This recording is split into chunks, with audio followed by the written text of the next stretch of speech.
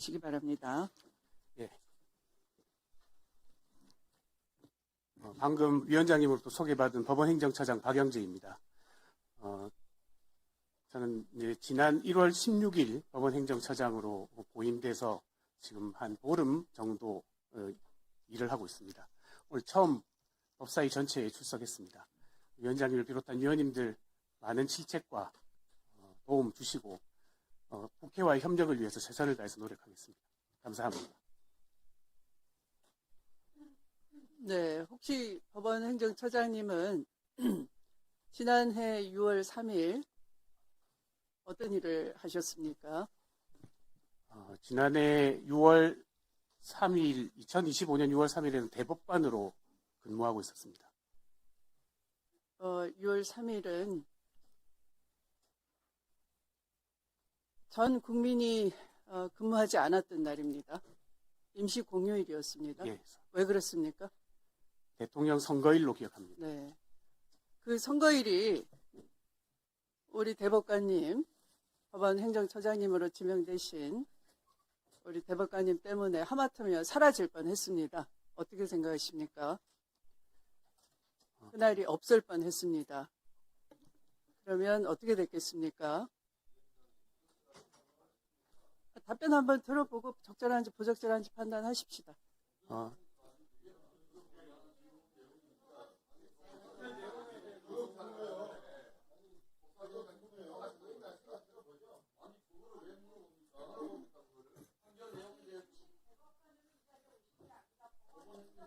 판결에 대해서 피업도 얘기 안 했습니다. 6월 3일 어떤 의미를 가지고 계시는지 물어보는 겁니다.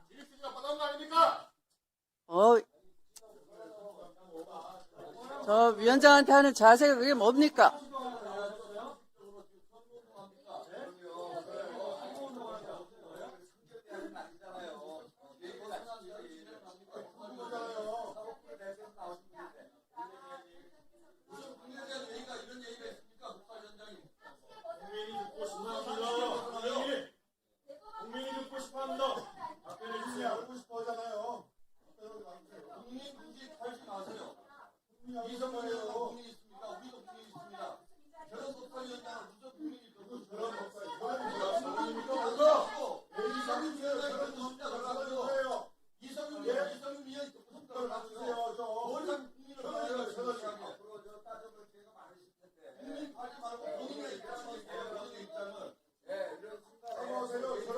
자, 조용히 해주세요. 조용히 해주세요. 자, 법원행정처장님, 마음을 담아서 소회를 한번 말씀해 주시기 바랍니다. 형식적인 소회가 아닌. 네.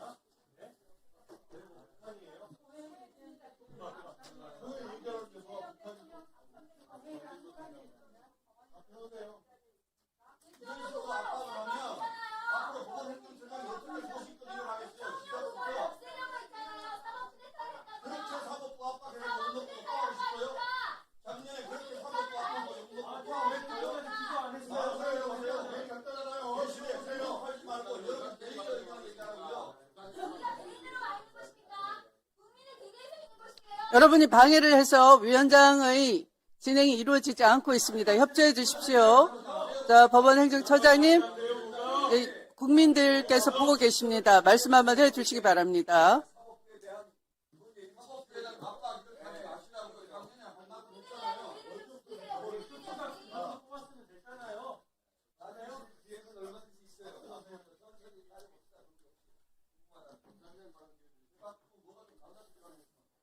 의사진행 발언 기회를 드릴 순서가 안 됐습니다. 지금 위원장이 진행하고 있잖아요.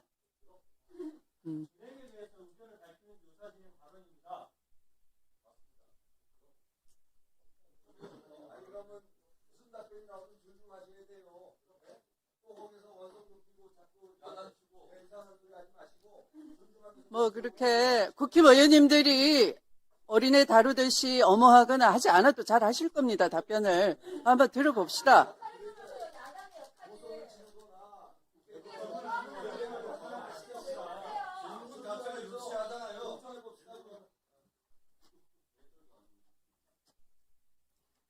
예, 위원장님 명에 따라서 답변을 드리겠습니다. 위원장님의 말씀을 무겁게 받아들입니다. 위원장님을 비롯한 여러분들이 거기에 대한 질책을 하고 계시고 우리 사법부도 거기에 대한 책임감을 가지고 있습니다. 앞으로 사법부가 더욱 잘할 수 있도록 저도 최선을 다해서 노력하겠습니다.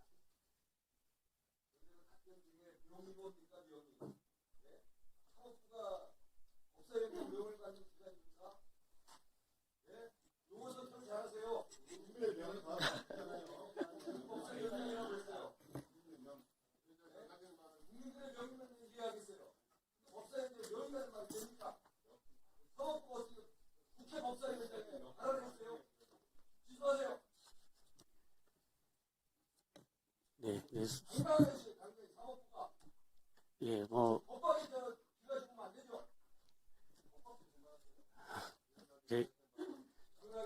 예, 제가 선택한 용어에 문제가 있었다면 그에 대해서는 죄송스럽게 생각합니다. 예, 앞으로는 그런 일이 없도록 주의하겠습니다.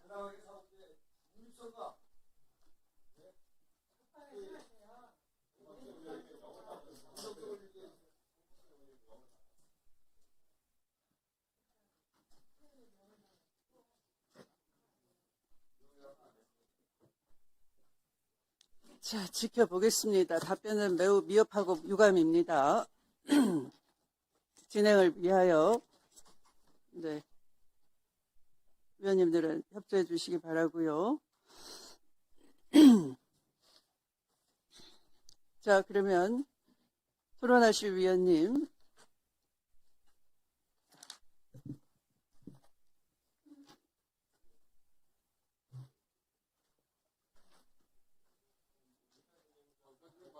네, 김영민 의원님.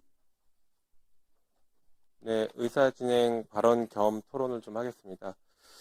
방금 존경하는 위원장님께서 지적하신 것처럼 작년 6월 3일 대통령 선거 자체가 없거나 국민의 의사를 매우 왜곡된 방향으로 치러질 뻔했습니다.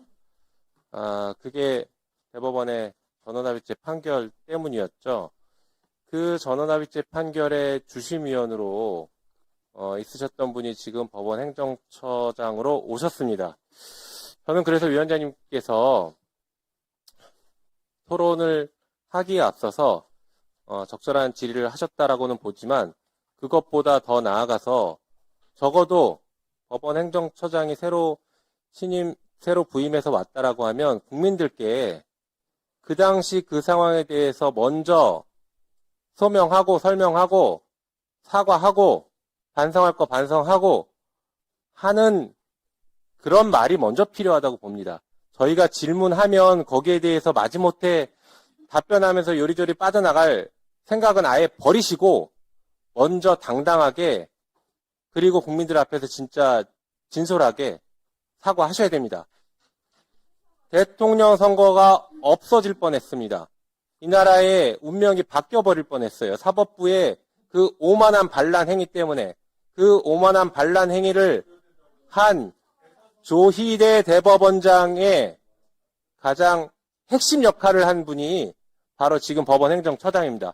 잘 아시는 것처럼 법원 행정처장이 이 전원합의체 판결 직전에 유사한 사건에서 공직선거법 유사한 사건에서 무죄 판결을 했습니다.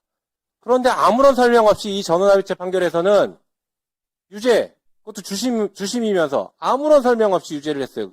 게다가 기록도 안 봤을 겁니다.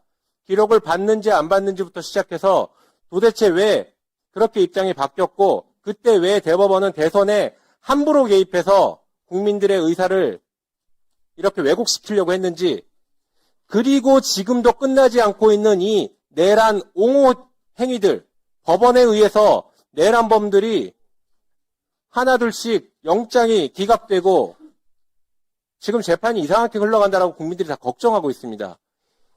이런 흐름이 지난 대선을 뒤집으려고 했고 뒤집지 못하니까 이제는 내란범들에게 우호적인 판결을 해서 그냥 기득권 계속 보호해주려고 하는 것 아니냐.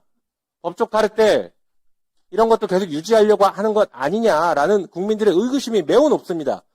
여기에 대해서 지금 법사위에 나왔고 국민들 앞에 이제 섰으니 당당하게 입장 밝혀야 됩니다. 법원의 입장 밝히고 그리고 아까 말씀드린 것처럼 사과부터 해야 됩니다. 그때 대법원 판결, 전원합의체 판결 사과해야 되고, 진정 사과한다라고 하면 사퇴까지도 고려하셔야 된다고 생각합니다. 저는 이렇게 법사위가 과거에 있었던 일이 아무것도 제대로 바로잡히지 않은 상태로 그냥 시간이 흘러가니 같이 흘러가는 것, 이것은 잘못됐다고 봅니다. 과거 친일파 청산 못하고 시간 흘러갔더니 지금 아직까지도 이 대한민국의 친일파의 역사들이 우리의 통합을 가로막고 있고 그 기득권 유지하는데 지금 암약하고 있습니다. 이 내란범 우리가 제대로 청산하지 못하고 있다 보니까 앞으로 지금은 그냥 또 시간 흘러갈지 모르겠지만 앞으로 내란범 제대로 청산하지 못하면 10년 뒤, 20년 뒤에 계속 이것이 분열의 요소가 됩니다. 그리고 방금 말씀드린 사법부가 함부로 대선에 개입해서 국민주권의 정면으로 도전했던 그 행위가 바로잡히지 않으면 여전히 사법부는 국민 위에 계속 군림하려고 할 것입니다. 그러니 법원행정처장 지금 이 문제에 대해서 입장 분명하게 밝히고 제대로 사과하고 저는 기왕이면 사퇴하실 것까지도 권고합니다. 위원장님 이런 의사진행부터 해주시면 좋겠습니다. 먼저 입장을 좀 진지하게 들었으면 좋겠습니다. 이상입니다. 네. 저도 답변이 필요하다고 봅니다. 답변해 보십시오. 예.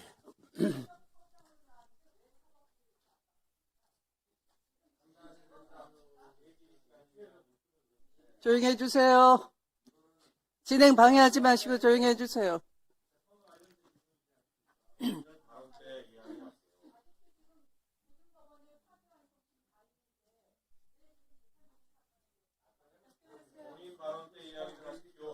국민 주권과 관련된 사안입니다. 재판 관련 아니고요. 답변해 보십시오. 국회는 국민을 대의하는 기관입니다. 헌법상 국민이 가지고 있는 국민권을 박탈할 뻔했습니다. 답변해 보십시오. 조용히 하시고요. 조용히 하십시오. 귀가 다 아픕니다. 답변해 보십시오.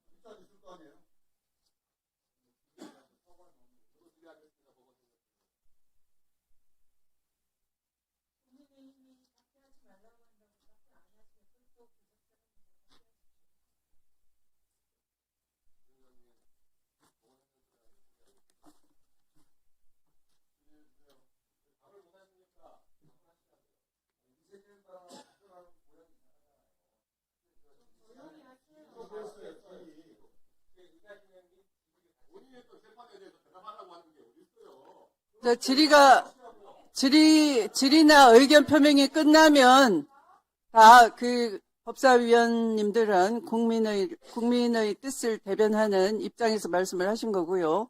답변 의무가 있습니다. 답변해 보십시오. 예, 제가 지난 5월 1일에 있었던 전원합의체 판결의 이제 주심 판사로서 법원 행정처장으로 보임된 것에 대한 여러 가지 의견들을 말씀해 주셨던 것 같습니다. 일단 먼저 지난 전원합의체 판결과 관련해서 말씀드리자면 헌법과 법률에 따라서 했던 절차에 맞는 판결이라고 말씀드릴 수밖에 없습니다.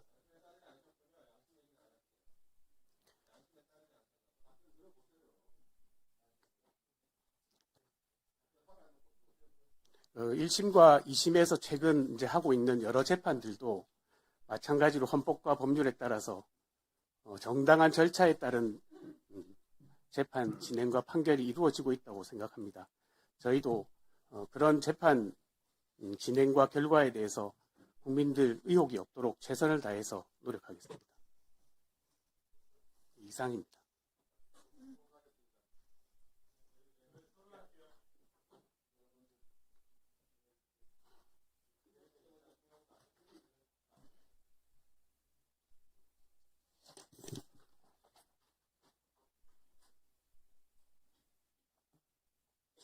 자, 어차피 다 위원님들이 질의하실 것 같으니까 질의 순서치에 따라서 가도록 하겠습니다. 그럼 배부해드리고, 네. 잠깐만 손 내리시고요. 질의 순서치 배부를 하도록 하겠습니다.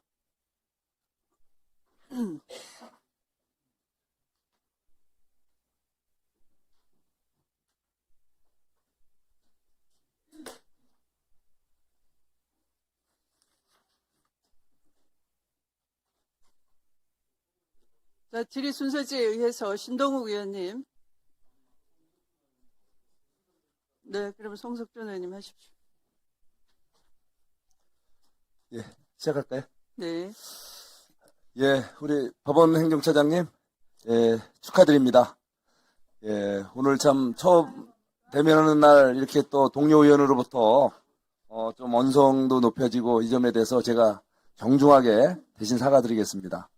예, 우리 입법부는 예, 행정부, 사법부와 함께 상권 분립의 한 축이지, 예, 이 입법부가 사법부에 군림하는 그런 국가기관은 아니죠. 예, 그렇게 생각하시죠? 예, 예, 그거는 주권자인 국민들께서 엄명을 하셨고 그 엄명은 헌법 구절구절에 그게 아로새겨 있잖아요. 예, 그래서 절대 입법부에 우리 소속원들인 특히 우리 법사위 의원님들 언성을 높이거나 무리한 답변을 요구하셔도 흔들리지 마시고 예, 사법부의 독립성 훼손되지 않도록 당당하게 예, 진실에 입각해서 사실과 그런 진실에 입각해서 답변해 주시기 바랍니다. 예, 저는 최근에 아주 중요한 판결들이 있었어요. 예, 지난번에 우리 한덕수 전 대통령 대행님에 대한 이 판결에서 검찰 그것도 이제 아주 무리한 수사를 했던 특검의 그런 구형량보다 정말 엄청나게 많은 23년이 선고가 됐고 그리고 또 김건희 여사에 대한 그 또 수사에서 특검에 또 엄청난 그런 구형이 있었는데 실제 선고는 굉장히 낮게 이렇게 책정됐다고 하면서 우리 민주당 측에서는 이 두 재판을 놓고서 하나는 엄청 잘 됐다. 대한민국이 새로운 대한민국으로 나아갈 수 있는 그러한 중요한 판결이다. 이렇게 또 극찬을 하는가 반면에 또 이 특검의 구형량보다 낮게 선고된 그 재판에 대해서는 그야말로 이거는 아주 잘못된 재판이다. 그러면서 즉각 항소를 하라고 마치 감독이 선수에게 이렇게 지시하듯이 이렇게 또 사법부에 간섭하는 행태를 보였습니다. 우리 이제 새로 이게 오늘 이제 취임해서 오늘 이 자리에 하신 우리 법원행정처장님 이런 입법부의 행태에 대해서 절대 불하지 말고 항상 법리와 사실관계에 따라서 엄정하게 재판해 줄 수 있도록 해줄 수 있죠? 예. 사법부의 구성원들은 아까 말씀드린 것처럼 헌법과 법률에 따른 정당한 절차에 따라서 재판을 진행해야 된다고 생각하고 있습니다. 법원 행정처는 그걸 적극적으로 지원하겠습니다. 예, 사법부가 정말 흔들리고, 사법부가 우리 권력에 굴종하면 대한민국은 곧 독재라고 하는 소리를 듣습니다. 우리 대한민국 국민들은 위대한 국민들입니다. 짧은 우리 대한민국 역사지만 바로 세계가 가장 부러워하는 대한민국의 오늘날 강고한 민주주의와 또 경제 성장을 이뤄낸 위대한 나라 아니겠습니까? 그 이면에는 바로 형사사법제도가 많은 여러 가지 논란 속에서도 그래도 이렇게 사법부의 독립 속에서 사법부의 공정한 판결들이 그동안 그래도 흔들리는 대한민국을 지탱해 왔는데 지금 이런 이재명 정부의 여러 가지 이해할 수 없는 그런 어떤 그 행태에 절대 굴복해서는 안 된다는 말씀을 다시 한번 드립니다. 자, 그리고 우리 정성호 법무부 장관님. 예. 예.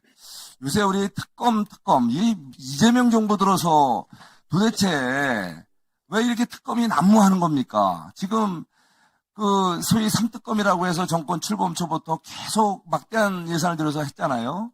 근데 그게 뭐가 이렇게 또 열심히 파고 해고도 부족했는지 또 연장을 했잖아요. 막대한 예산을 또 들였어요. 그리고 또 그것도 부족하다고 또 2차 종합특검을 하자고 그래요. 근데 특검 내용을 보니까 또 무슨 1, 2, 3 비상경 관련해서 지자체에 관한 또 수사도 대상으로 해갖고 하겠다는 거예요. 지금 지방선거가 이제 코앞인데 지방선거 때까지 그 지자체까지 이제 특검이 이제 칼자루를 휘둘러 대겠다고 하는데 이거 되겠습니까? 이거야말로 그 지방선거를 망치고 소위 정략용 이게 특검 행태 아닙니까?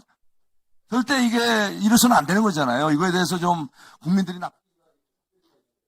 예, 어쨌든 국회 결단에 의해서 또 특검법이 통과돼 갖고 그 법에 의해서 특검이 임명돼서 저는 국민들이 보고 있기 때문에 정책으로 엄정하고 중립적으로 이렇게 공정하게 하리라 저는 믿어야 된다고 생각하고 있습니다. 네.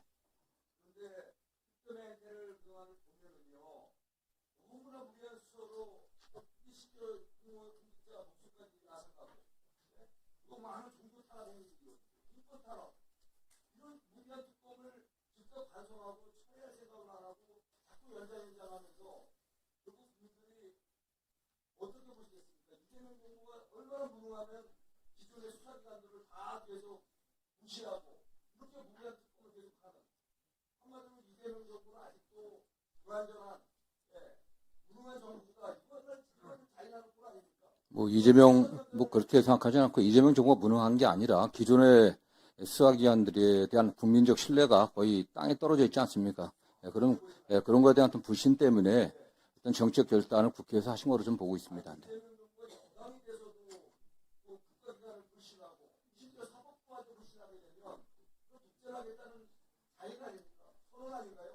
그렇지 않습니다. 네. 아시는 것처럼 전 정부에서 지난 5년 동안 검찰이 지난 3년 동안 그의 권한을 갖다 오용하고 남용한 많은 사례 때문에 국민적 불신이 많이 쌓여 있다고 보고 있고,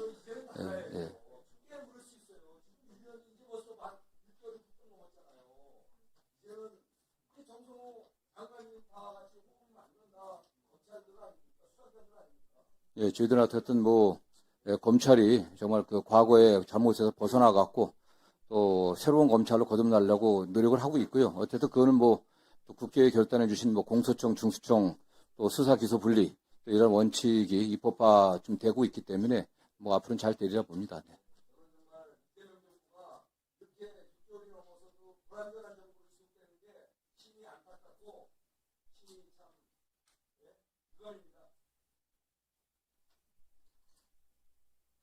네.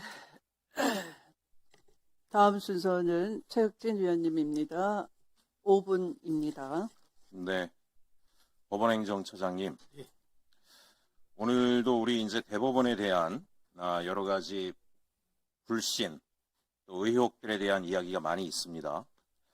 의혹의 중심에는 제가 수차례 말씀드렸지만, 지난 계엄 내란의 밤에 삼권 분립이라고 하는 원칙, 헌법을 준수해야 될 우리 사법부가 계엄군이, 내란군이 장갑차를 동원해서 국회에 밀려오는데도 불구하고 아무런 목소리를 내지 않고 침묵으로 일관했던 것에 대해서 이미 헌정질서 유린에 동조했다라고 하는 국민적 의혹 때문에 이런 일들이 계속해서 이어지고 있다라고 생각을 합니다. 거기에 대해서 왜 그런 태도를 보였는지에 대해서 명확한 입장을 아직까지도 보이지 않으셨고 인적 쇄신도 없이 진행되기 때문에 앞으로도 이런 문제가 굉장히 지속될 것이다. 또 지난 대선을 통해서 국민들께서는 정치의 시간을 열어주셨다라고 생각합니다. 정치의 시간이 뭐냐? 사법부가 국민을 배반했다. 검찰도 국민을 배반했다. 행정부도 국민을 배신했다. 그럼 남은 건 뭐겠습니까? 그래도 그나마 내란 계엄에 맞서 싸웠던 입법부가 중심이 돼서 사법을 개혁하라고 엄명을 내리셨기 때문에 우리는 계속해서 문제 제기를 할 수밖에 없습니다. 그 부분에 대해서 깊이 인지하시고 앞으로도 대응해 주시길 바랍니다. 제가 왜 이런 말씀을 드리냐면 사법부의 국민에 대한 우롱은 계속되고 있습니다. 깜짝 놀랐습니다. 내란 전남 재판부 영장재판 판사 국민적 불신이 무엇인지 알면서도 불구하고 조희대 대법원장 라인에 있다라고 하는 판사를 그냥 갖다 앉혀버리는 이 과감한 행태에 대해서 국민들이 뭐라고 보겠습니까? 아무런 반성이 없구나. 오늘 국민의힘은 여기 나와서 법원행정처장님을 엄호하는 데 바빠요. 저는 이런 의혹을 가지고 있습니다. 왜 반성도 하지 않고 사법부에 대한 방탄에 나서겠는가? 본인들의 내란관여 의혹을 막아줄 마지막 보루를 사법부로 보고 있기 때문에 이런 행동이 나온다라고 저는 생각을 합니다.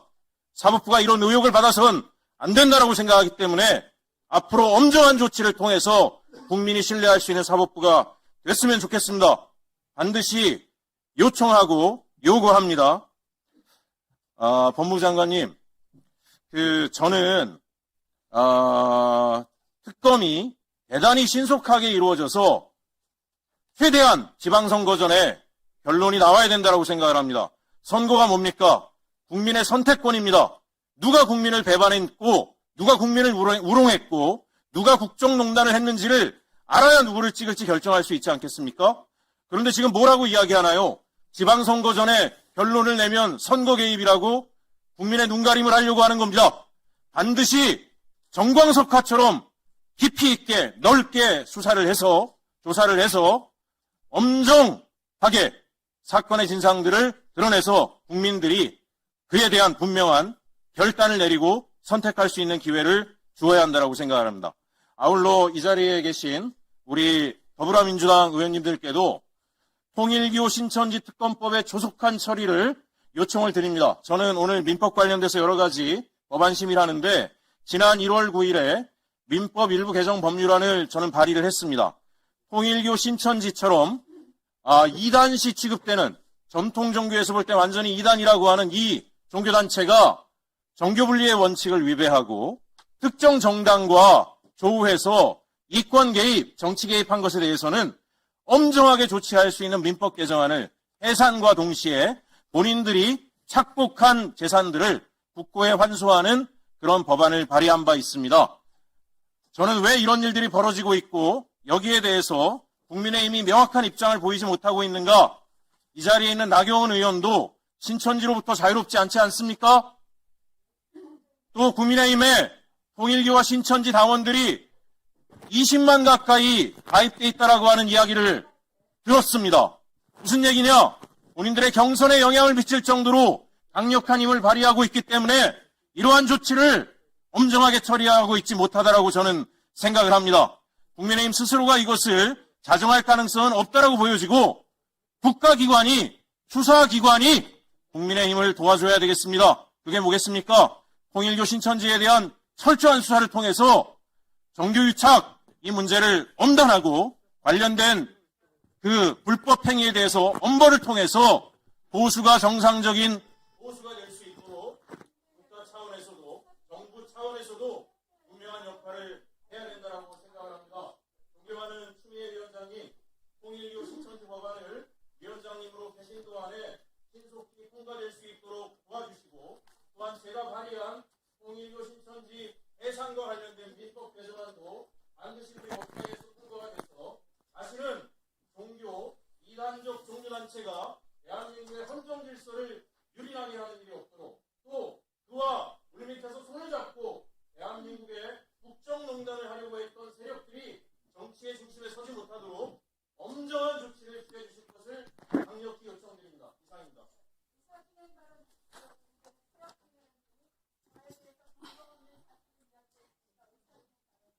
네, 조금 기다려 주세요. 근거 없는 얘기를 하지 않습니다.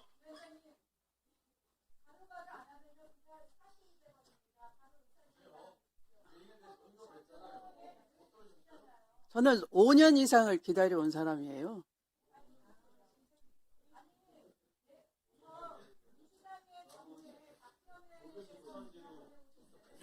저한테 쉬운 프레임을 찾아보시면 알 거예요. 저는 5년 이상을 기다렸습니다.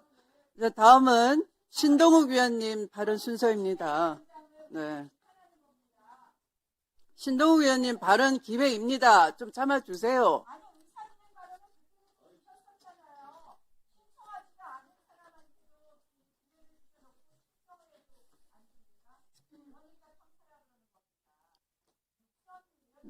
나경원 의원님 멋대로 운영되는 데가 법사위가 아닙니다. 어떻게 판판이 순서를 망가뜨리면서 계속 의사진행 발언이라고 작년에 계속 그러시더니 새해 들었으면 좀 바뀐 모양새를 보여주세요. 자, 신투 의원님, 자, 5분 드립니다. 해주시기 바랍니다. 시작해 주십시오. 예, 정말 맥락 없이 동료 의원 끌어들여서 인신공격하는 거 보면서 정말로 개헌을 하게 되면 국회의원 면책특권 없애는 개헌 꼭 좀 했으면 좋겠습니다. 아니 도대체 느닷없이 나경원 의원이 신천지와 관련이 있다는 게 무슨 얘기입니까 도대체? 그런 얘기를 아무런 근거도 없고 맥락도 없고 면책특권이 보장되는 자리라고 해서 저는 해들고 한 살 더 드셨으니까 조금 나아지시려나 했더니 참 답답합니다. 박영재 처장님, 예. 축하드립니다, 먼저. 데뷔전이 좀 힘드실 것 같은데, 제가 한 가지 여쭤보겠습니다. 이재명 대통령, 이 나라가 이재명 대통령을 위한 나라입니까? 대한민국 국민을 위한 나라입니까? 당연히 대한민국 국민을 위한 나라라고 할 수 있겠습니다. 사법부의 판단이 대통령이 됐다고 해가지고 그 사법부의 판단의 준거가 바뀔 수 있습니까? 법원은 조금 전에도 말씀드렸다시피 헌법과 법률에 따라서 재판을 하는 것입니다. 그래서요, 공직선거법 상고심에서 파기환송한 걸 가지고 자꾸 문제를 삼는 모양인데, 저는 항소심 재판부의 판결 내용이 국민들의 일반적인 법 상식에 현저히 어긋나는 무죄가 선고됐기 때문에 대법원에서 파기환송한 것은 너무나 당연한 일이고 대통령이 될 가능성이 높은 자라고 해서 그것을 봐준다면 그건 사법부가 아닌 거죠. 그렇지 않습니까? 같은 답변을 예. 저는 오히려 많은 국민들이 파기환송이 아니라 대법원이 파기자판을 해서 대한민국을 이렇게 혼란 속으로 빠뜨리는 거대한 사법 리스크를 가진 대통령이 탄생해서 지난 1년 내내 저희가 이재명 대통령을 법적 리스크에서 해소시켜 주려는 민주당과 싸웠습니다. 그래서 저는 그 당시에 대법원이 좀 더 용기를 내셔서 파기자판에서 아예 이런 분란의 씨앗을 뿌리지 말았어야 된다고 생각을 합니다. 어떻게 보십니까? 재판에 관한 사항이라 제가 더 이상 말씀드리는 건 적당치 않을 것 같습니다. 예. 저도 재판에 관한 문제이기 때문에 더 이상 묻지 않겠습니다.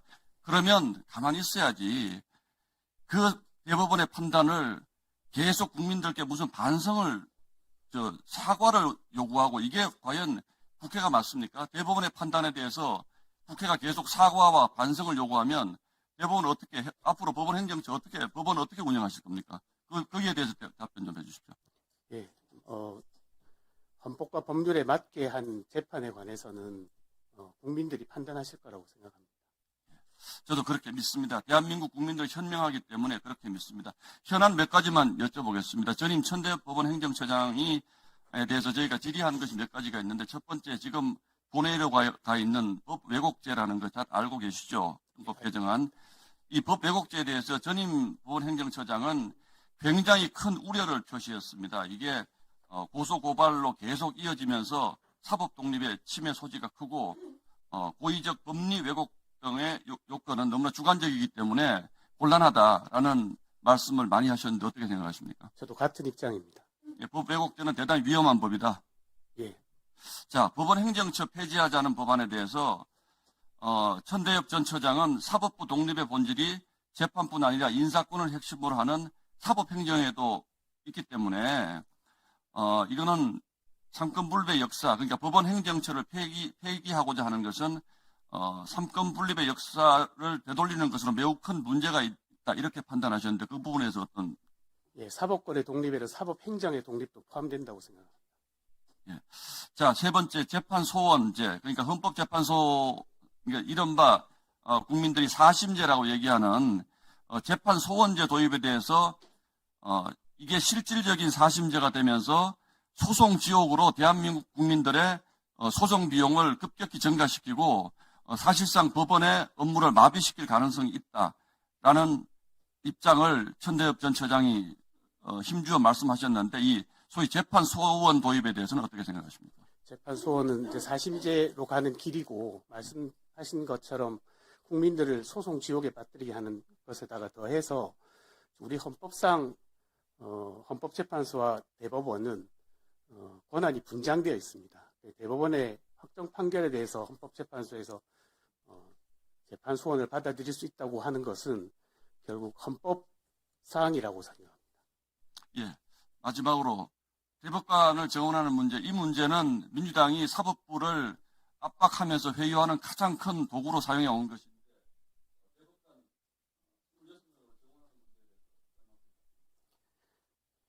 대법관 증원이 되면 필연적으로 하급심에 있는 우수 판사들이 다시 대법원의 재판연구관으로 와야 되는데, 대법관 증원에 따른 하급심 판사들, 우수한 하급심 판사들의 대법원으로서의 이전을 보충할 만한 방법이 없습니다. 하급심의 약화가 굉장히 크게 우려되는 상황입니다. 네, 수고하셨습니다. 다음은 전현희 위원님 5분입니다. 이재명 전 대선 후보의 우리 주심을 맡았던 그 사건이 여러 면에서 사상 초유의 판결이다. 그래서 우리는 이것을 희대의 판결이다. 이렇게 부르고 있습니다. 당시에 해당 판결을 두고 사법부가 대선 개입한 거 아니냐. 명백한 사법 쿠데타다. 이런 평가를 많은 국민들이 하고 있고 국민적 비판이 집중되었던 그런 사안입니다. 근데 그때의 이 사법부가 대선 직전에 대선에 개입을 해서 헌정질서 파괴에 사실상 동참한 그런 있을 수 없는 판결인데 거기에 중심에 우리 오늘 행정처장께서 계셨습니다. 그런데 그런 분을 이번에 조희대 대법원장이 법원 행정처장으로 임명을 하셨어요. 지금 그 사안 때문에 사법부에 대한 국민들의 불신이 높아졌고 사법개혁이 촉발됐고 지금 사법부에 대한 국민의 그런 신뢰는 땅에 떨어졌습니다. 그게 당시의 핵심 장본인이다 해도 과언이 아닙니다. 그런데 그런 분을 대법원장이 뻔히 알면서 지금 행정처장으로 임명을 하셨어요.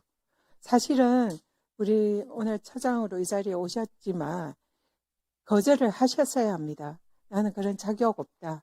국민들을 볼 면목 없다. 그렇게 하면서 행정처장 이 자리에 안 앉으시는 게 옳습니다. 그런데 오셔가지고 당시에 헌법과 법률의 판단에 따라서 이 재판을 했다라고 말씀하시는 것은 이건 국민들에 대한 예의가 아니다 이렇게 생각을 합니다. 지금 이 당시에 이 재판이 왜 문제가 됐냐? 일단은 여러 가지 지금 처장께서는 헌법과 법률에 따른 판단이었다 하지만 저희들은 그렇게 보지 않습니다. 헌법을 위반하고 법률을 위반한 판결이었습니다. 자, 제가 여쭤보겠습니다. 그때 우리 처장께서 주심을 하시면서 재판 기록 다 읽으셨습니까? 제가 상세한 말씀은 드릴 수는 없겠습니다. 다 읽으셨는지만 답변하십시오. 당연히 다 읽어야 되잖아요. 지난번에 이 천대엽 처장도 대법관들 재판 기록 다 당연히 다 읽는다 말씀하셨습니다. 다 읽으셨습니까? 상고심 재판에 필요한 상고유예 판단에 필요한 범위 내에서는 당연히 재판 기록 다 읽는다 했습니다. 이 사안은 1심에서 유죄가 났어요. 2심에서 대동 재판부가 정말로 심사숙고 끝에 무죄 판결을 했습니다. 유죄를 무죄로 뒤집었습니다. 그러면 대법원은 1심 유죄, 2심 무죄, 정말 그 쟁점, 법리적 쟁점을 정말 상세하게 심사숙고해서 판단을 해야 됩니다. 통상 대법원에서 판결하는 사건들이 평균이 180건 평균이 994일입니다. 거의 3년 이상이에요.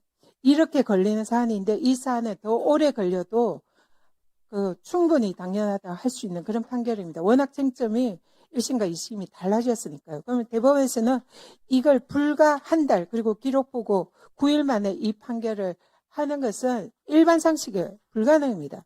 그리고 9일 만에 또 전압 회부된 지 이틀 만에 재판 기록 다 읽으셨어요? 제가 다시 다 말씀드리지만, 읽으셨는지만 답을 하십시오. 예, 물론 다 읽었습니다. 8만 페이지를 다 읽었습니까? 위성한데 지금 제가 다시 말씀드리겠습니다. 지금 제 질문에 대해서 답을 하십시오. 제가 지금 답변을 드립니다. 8만 페이지 다 읽으셨습니까? 거기에 대해서만 답을 제가 하십시오. 답변을 드리겠습니다. 지금 네. 말씀을 하시지만 이 사건은 1심과 2심의 사실 인정이 크게 다르지 않습니다. 그게 다릅니다. 이 사안의 1심, 2심은 그는 그 사진을 오리고 또 거기에 대한 그 의원님, 그 교통 판단이 다른 것이고요. 법부에 사실 인정은 거기에 다르지 않습니다. 공문에 대한 판단, 이 모든 것이 다릅니다. 제가 그 사안에 대해서는 너무나 잘 알고 있고요. 지금 저희 판결을 잘 읽고 제가 계신지 몰라도 재판 기록을 다 읽었냐 하는데 왜 엉뚱한 답을 하세요? 그 얘기입니다. 8만 페이지 기록 다 읽었습니까? 저는 기록을 다 필요한 범위 내에서 좋습니다. 그러면 종이 기록으로 읽었습니까? 종이 기록과 뭐 어쨌든 모든 자료들을 제가 종이 기록 읽었는지 지금 당연히 여쭙습니다. 종이- 종이 기록으로 읽었습니까? 그러면 그 8만 페이지 기록 누가 복사했습니까? 지금 위정할 수 있다는 거 경고합니다. 제가 말씀드리지만 아니, 제 질문에만 답을 하십시오. 그 질문에 답을 드립니다. 그러니까 8만 페이지 종이 기록 다 읽으셨냐고요? 의원님 잠시만 기다리시고 거기에 대한 왜 답을 못 하십니까? 기록을 필요한 범위 내에서 다 필요한 범위가 어디 있습니까? 지금 출신 재판관이면 기록을 다 읽으셔야죠. 저희 다 제가 거기에 대해 답변을 간단히 드리겠습니다. 양해를 해주시면 저희가 그 판결에 그 부분에 관한 내용이 나옵니다. 제가 묻는 질문에 먼저 답을 하시고 해명을 하십시오. 종이 기록 8만 페이지 다 읽었습니까? 저희가 기록을 필요한 범위 내에서 다 봤습니다. 제가 이제 필요한 범위 내라는 게 어떤 뜻이냐 제가 설명을 드려요. 지금 묻는 게 아니고요. 종이 기록 8만 페이지를 다 읽으셨습니까? 제가 여쭙는 겁니다. 거기에 대해서 yes 아니면 no라고 답을 하십시오. 다 답변을 드렸습니다. 그 부분에. 종이 기록 8만 페이지를 읽었다는 답은 안 하셨습니다. 대법원 상고심은 사실관계에 관해서 원래 보기 않습니다. 답을 하시고 해명을 하시라고 필요한 범위 내에서 다 읽었다는 답변을 드립니다. 범위라는 게 주신 기록을 다 읽으셔야죠. 기록을 다 읽는데 너무나 당연한 거죠. 지난번에 석훈이라고 했던 사람이 전체 기록을 다 읽는다고 분명히 답을 했어요. 종이 기록을 다 읽으셨다. 아니면 전자 기록을 다 읽으셨다. 답을 하십시오.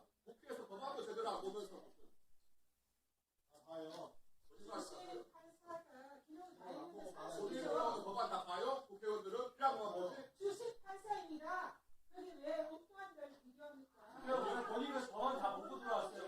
지금 주식 판사가 기록을 안 읽으시는 걸로 간주하겠습니다. 사진에 말한 주세요. 한 페이지를 보세요. 사진에 말한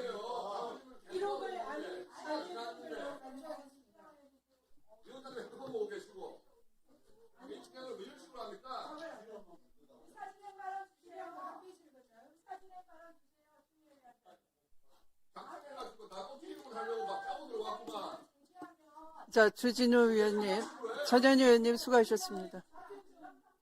네. 자, 답변해 주시기 바랍니다. 자, 소란 행위로 인해서 지금 전현희 위원께서 제대로 답변을 듣지 못했습니다. 저한테도 안 들리고 있습니다. 답변해 주시기 제가 바랍니다. 답변 드리겠습니다. 네. 이 사건의 쟁점은 크게 복잡하지 않습니다. 제가 답변을 하려고 하면 이렇게 막으시니까 답변을 할 수가 없습니다.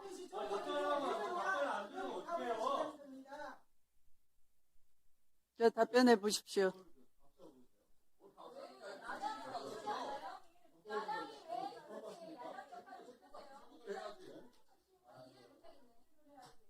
다른 의원의 질문을 가지고 예의 없이 질문 같은 질문을 그냥 말이 됩니까? 그럼 듣지 말고 나가든가. 자, 유죄, 1심 유죄고 항소심 무죄인데 당연히 상고 이유서는 검찰 측이 제출하는 상고 이유서겠죠. 그렇습니다. 그러면 유죄의 취지로 파기환송할 때는 어떻게 해야 되겠습니까? 당연히 검찰의 상고 이유서에 대한 피고인 측의 답변서를 봤어야 되는 거죠. 예, 네. 답변서를 다 봐야. 그런데 답변서 제출되자마자 전원 합의체로 돌리셨어요. 그럼 언제 봤다는 거예요, 도대체?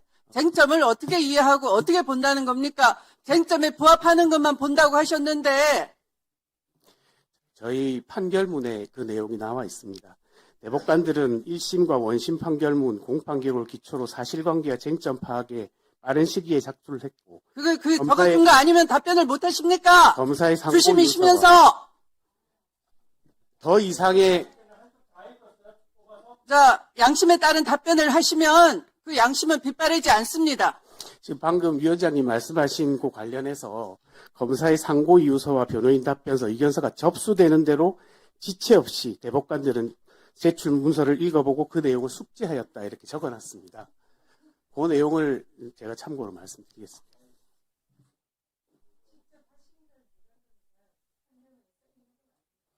더 이상의 내용은 합의에 이르는 과정일 수가 있습니다. 그래서 더 이상 답변을 드리는 것이 적당하지 않다고 생각합니다. 네, 우리 천재적인 법원 행정처장님. 1심 유죄고 항소심 무죄였는데요. 항소심 판결이 굉장히 소상하게 왜 무죄인지를 밝혔습니다. 그런데 피고인 측의 답변서가 제출되자마자 전원합의체로 번개같이 넘기셨는데 지체 없이 그 사이에 읽으셨다고 하니까 번개불보다 더 빠르십니다. 존경합니다. 대단하십니다. 자, 다음은 주진 위원님 질의하시기 바랍니다. 원래 이렇게 국민의 뜻을 내세워서 사법부를 조롱하고 압박하는 나라를 우리가 독재국가라고 합니다. 북한 베네수엘라 방식이고요. 지금도 그 국가 국민들은 고통받고 있습니다. 저는 지금 사법부 망가지는 건 한순간이고요. 사법부가 최후의 보루로서 스스로 정확한 입장을 견지해야 된다고 생각합니다. 언젠가부터 민주당의 사법부 침탈이 일상이 됐습니다. 민주당은 이제 자기들한테 불리한 판결이 나오면요, 승복하겠다는 입장을 내는 적이 없어요. 아예 한 번도 못 봤습니다. 과거에는 그래도 불리한 판결이 나와도 판결 결과에 대해서 각 당이 다 판결 결과에 대해서 겸허히 승복한다는 메시지를 냈었는데 민주당 그런 메시지 내는 거 한 번도 본 적이 없어요. 어떻게 수긍을 해? 행정처장님, 판결이 특정 정당에 불리해도 승복하는 것이 법치주의의 기본 아닙니까? 예, 판결에 대해서는 승복하는 것이 맞습니다. 아까도 이재명 대통령 공직선거법 대법원에서 유죄해줬다고 주심 대법관에 대해서 질타하는 식으로 얘기하고 뭐 천재라는 등 그렇게 비아냥거리고 입장 밝히라고 하고 반성하라고 하고, 여기가 무슨 북한입니까? 국회는 판결에 대해서는 관여할 수 없도록 명시적으로 규정이 되어 있습니다. 그리고 이 사건 사실관계 다 국민들이 알고 있습니다. 간단해요. 이재명 공직선거법 위반 사건에서 1심 유죄 나고 2심 무죄 썼으나 대법관 12명 중에 10명이 이것은 1심 판단이 맞다라고 본 겁니다. 그래서 그 판결 관련돼서 법리를 상세히 설치를 했고, 그 법리가 일반적인 공직선거법 위반 사건의 법리와 다르지 않아요. 오히려 일관되고 2심 판결이 이상했던 것이죠. 지금 민주당은 사법 쿠데타라고 우기는데 민주당이 정한 특검조차도 그러면 사법부를 기소했습니까? 쿠데타면 기소를 해야죠. 근데 그거 특검조차도 그 쿠데타에 대해서는 쿠데타라고 할 수 있는 무슨 객관적인 팩트나 법리가 없는 겁니다. 오히려 반대 아닙니까? 634 원칙에 따라서 제때 판결을 해서 1년이었으면은 원래 룰대로 해서 이재명 당시 당대표에 대해서 1년 만에 판결이 내려졌다면 대선 전에 당선 무효형 선고되는 거 아닙니까? 행정처장님 말씀해 보시죠. 634 원칙이 기본이죠? 예, 법률에 그렇게 규정되어 있습니다. 지금도 현재 상황을 말씀드리면 대법원에서 유죄 판결이 있었기 때문에 고등법원은 법률상 이것에 기속이 되고 재판이 재개되면 유죄가 확정되는 것이 이게 진실입니다. 제가 좀 우려되는 것이 지금 634 원칙을 법원에서 지키려고 되게 노력을 해왔는데 지금 계속 민주당이 사법부를 압박하니까 점점 좀 무뎌지고 있는 것 같거든요. 지금 대법원에 계류 중인 예를 들어 민주당 양문석 의원 634 원칙에 따라서는 지금 판결 선고해야 될 시간이 지났는데 이런 거는 왜 원칙대로 안 하고 있습니까? 예, 원칙대로 해야 된다고 생각하고 법률의 규정에 따라서 해야 된다고 생각합니다. 민주당이 이제 사법부와 수사기관의 판단까지 대신해서는 저는 안 된다고 생각하고요. 이재명 대통령이 본인이 직접 얘기했지 않습니까? 1심 무죄면은 항소하지 말자. 이렇게 막 얘기를 했어요. 근데 그 혜택은 어이없게도 이재명 대통령과 공범으로 기소된 김만배 일당하고 서해 공무원 피격 사건에서 우리 민주당 의원하고만 혜택을 봤지. 그러면 다른 사건들 관련해서는 지금 그 원칙이 그대로 지켜지고 있습니까? 저는 이런 것들이 들쑥날쑥한 기준대로 민주당 입맛대로 지금 판결이라든지 사법부 침탈이라든지 이런 것들이 이루어지는 것이 저는 진짜 문제라고 생각하고요. 일관성이 없습니다. 민주당이 이제 재판 결과가 입맛에 안 맞으면 특별재판부 만들겠다라고 하고 대법관 증언하겠다라고 하고 법 왜곡죄 신설하겠다고 하는 이 일련의 흐름이 사법부의 현재 독립을 약화시키거나 조회할 수 있다라고 보는데 행정처장님 어떻게 생각하십니까? 사법부 독립을 저해할 우려가 있는 그런 제도들은 마련돼서는 안 될 것이라고 생각합니다. 대법관 증언도 26명이 아까 현실로만 말씀하셨는데 진짜 본질은 그거예요. 현재 대법관을 2배로 늘리게 되면 절대 다수를 이재명 대통령이 임명한다는 겁니다. 그러니까 편파적으로 구성될 수밖에 없고 그러면 사법부 독립이 위협받는다는 거 아닙니까? 만약에 대법관 증언이 진짜 필요했다 그러면 윤석열 정부 때 왜 안 했어요? 민주당이 다수당인데. 대법관 증언에 대해서만 한 번 더 입장을 밝혀주십시오. 대법관 증언에 관해서는 사실 여러 가지 의견들이 있는 것으로 알고 있습니다. 필요하다고 하는 분들도 많이 계시고, 그 다음에 또, 우려를 말씀하시는 분들도 계신데, 저희 입장에서는 아까 말씀드린 것처럼, 설령 대법관이 어느 정도 충원이 되더라도 하급심 약화가 크게 우려된다는 점을 말씀드리지 않을 수 없다는 것입니다. 이상입니다.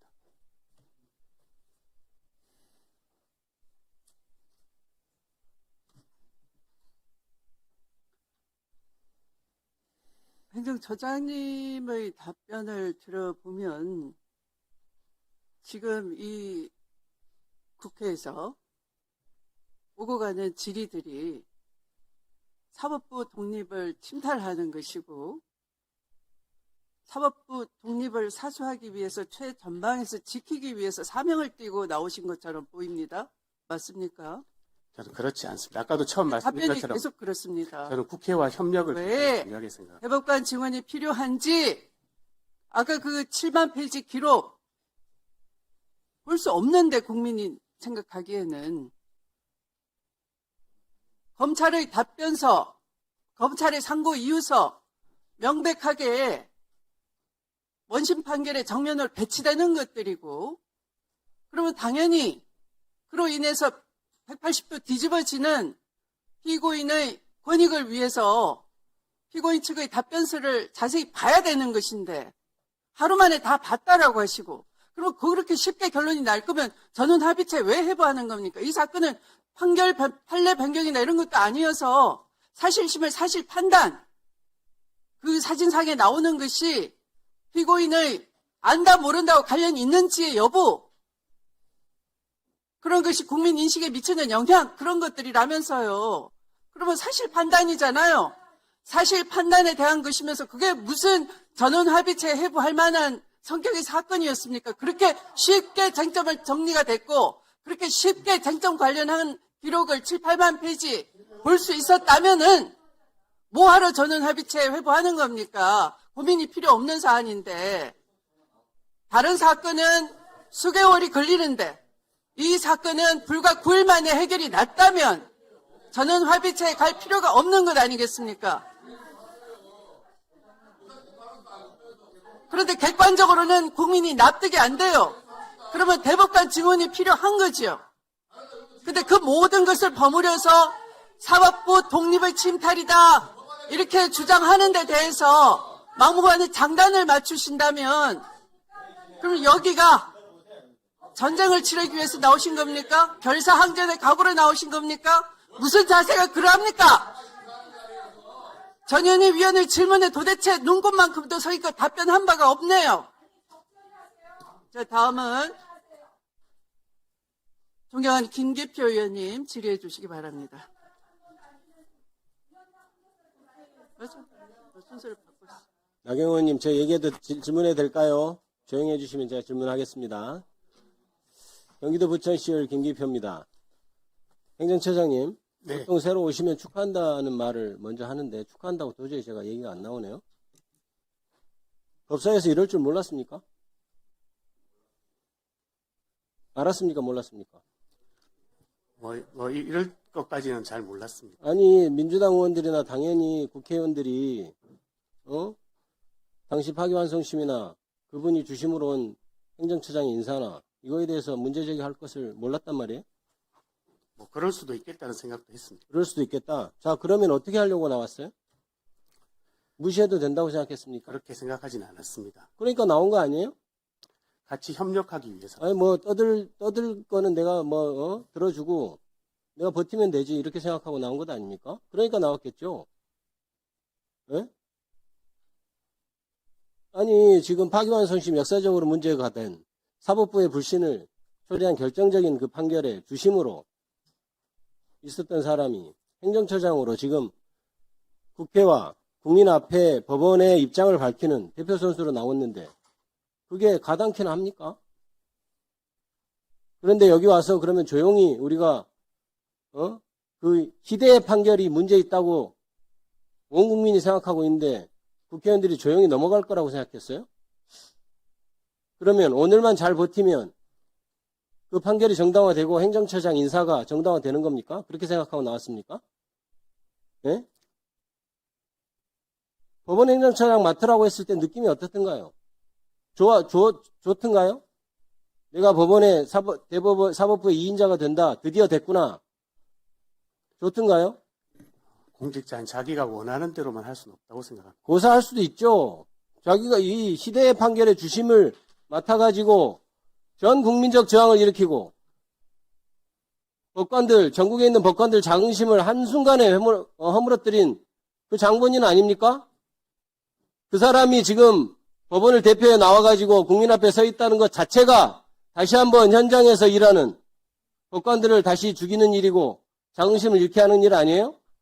그러면 적어도 주심이었으면 내가 이러이러해서 주심인 관계로 도저히 국민들 앞에 면목이 서지 않습니다. 고사하는 게 맞죠? 이게 국회와 국민을 우롱하는 처사라고 당연히 생각할 수밖에 없죠. 그냥 앉아있으면 그냥 시간 지나면 넘어가겠거니 이게 지금 사법부의 태도예요. 개혁에 대해서도 입장도 마찬가지입니다. 버티다 보면 결국 안 되겠지.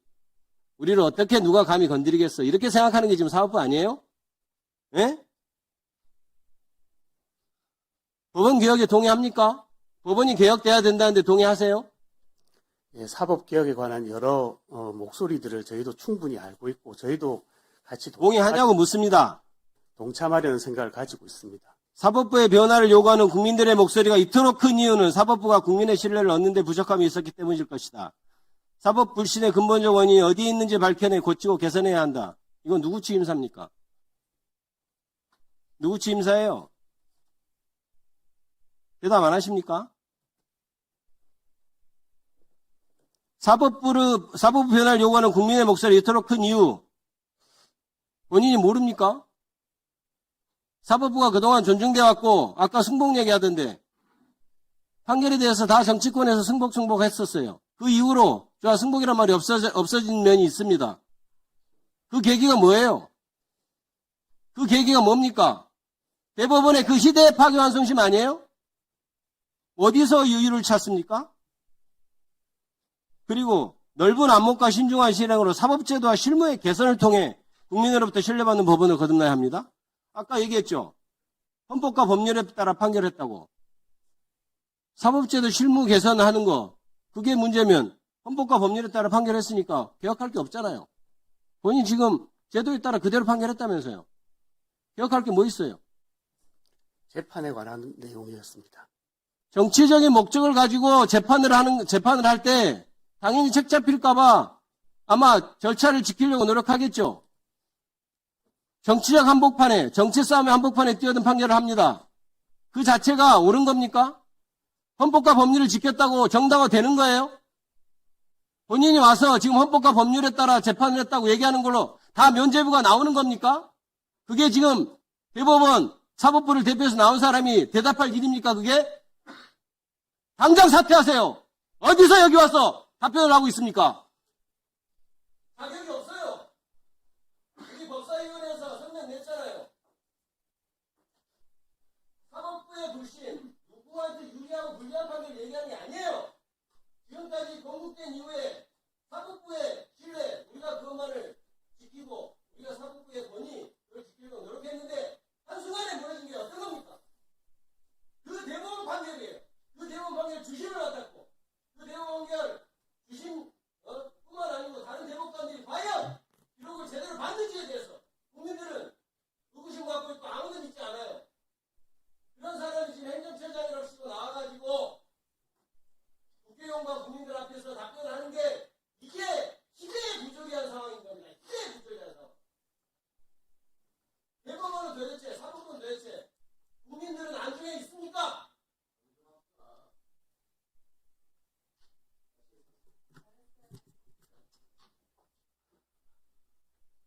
네, 이 희대의 부조리한 상황은 국민께 대단히 송구합니다. 법원행정처장님, 모순입니다. 스스로 모순이십니다. 정리하도록 하겠습니다. 전문법원을 만들자는 의견이 법안으로 제출됐었고요. 15년 동안 이루지 못하다가 드디어 국회에 소위 통과하고 오늘 법사위 통과를 앞두고 있습니다. 그동안 여러 쟁점에 대해서 논의를 잘 정리해 주신 김용민 일소위원장께 감사드리고 신속하게 전체 회의에 상정해 주신 추미애 법사위원장님께 감사드립니다. 그동안 해사법원에 대해서 부산과 인천에서 서로 해사법원을 설치하겠다고 경쟁을 하는 바람에 한 지역으로 가지 못하고 있다가 이번에 해사국제상사법원을 인천과 부산에 함께 둠으로 해서 그동안의 이 과제가 해결이 되고 지역이 함께 발전하면서 또 우리나라의 해사 국제상사에 대한 전문적인 법률 서비스를 시작할 수 있게 되었다 하는 부분에 대해서 굉장히 큰 의미가 있다 생각을 합니다. 법원에서도 지금 2028년 3월로 일응 시작이 되니까 그 준비를 좀 잘 해주시기 바랍니다. 예, 그렇게 하겠습니다. 예, 이까지는 제가 오늘 준비했던 것이고 주미 위원장님 감사합니다.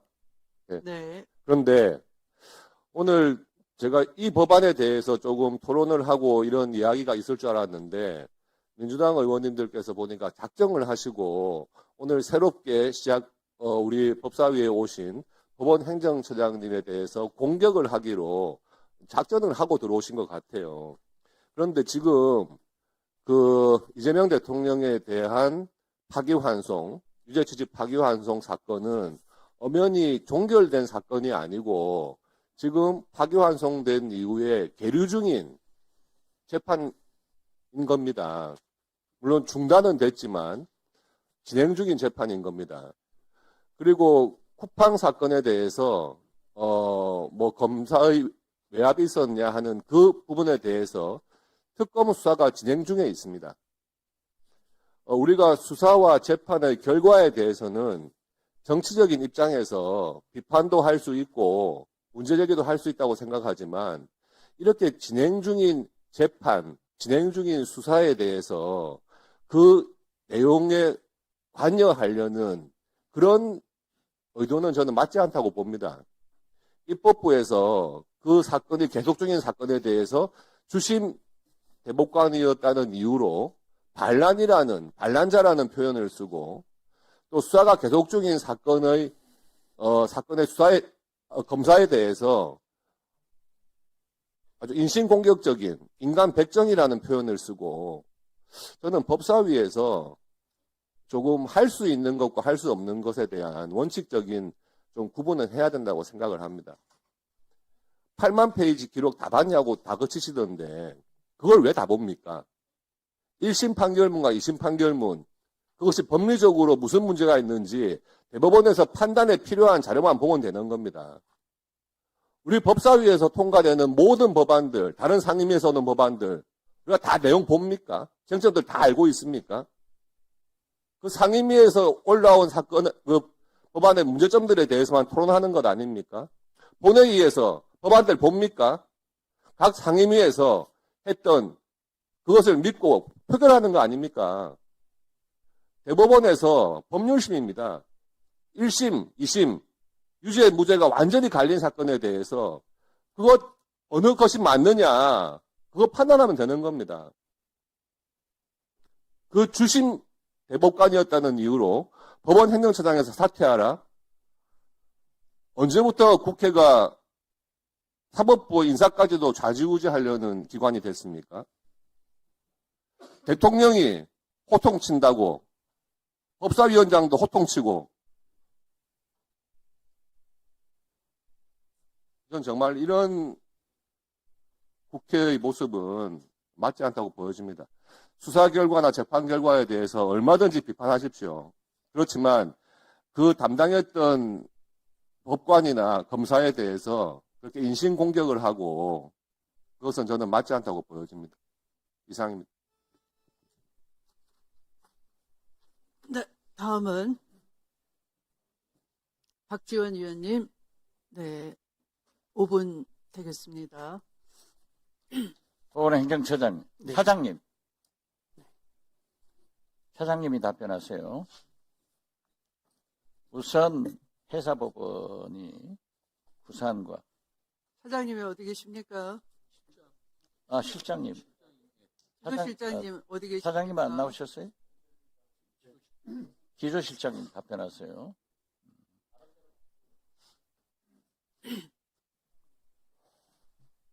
네, 기획조정실장입니다. 예. 우선 해사법원이 부산과 인천에서 설립된 것을 진심으로 축하하고, 우리 곽규택 의원님 수고하신 것 축하합니다. 전라남도, 전라북도, 충청도 이 서해안 지방도 굉장히 많습니다. 그렇기 때문에 저는 전주지방법원이나 광주지방법원이 있는 전주나 광주에 해사법원이 또 설립되기를 좀 검토해 주시기 바랍니다. 네, 해당 부분도 검토하도록 하겠습니다. 네. 재판은 재판장이 운영하죠. 네, 재판 진행은 재판장이 하도록 되겠습니다. 질서 유지도 재판장이 하지 않습니까? 네, 그렇습니다. 그러면은 법사위원회는 누가 진행하죠? 법사위원장이 진행하면서 법원 행정처장의 문제점을 지적하면서 퇴장해라 했으면 퇴장해야 되는 거 아니에요? 어떻게 생각하세요? 그 부분은 제가 이건 마치 말이죠. 조의대 사법부가 국회에서 입법한 내란 재판부의 구성에 대해서 원천적으로 도전을 하고 싸우자고 덤비는 그러한 인사를 한 것하고 똑같이 저는 생각합니다. 보십시오. 영장실질심사를 담당한 서울중앙지법 4명의 부장판사 중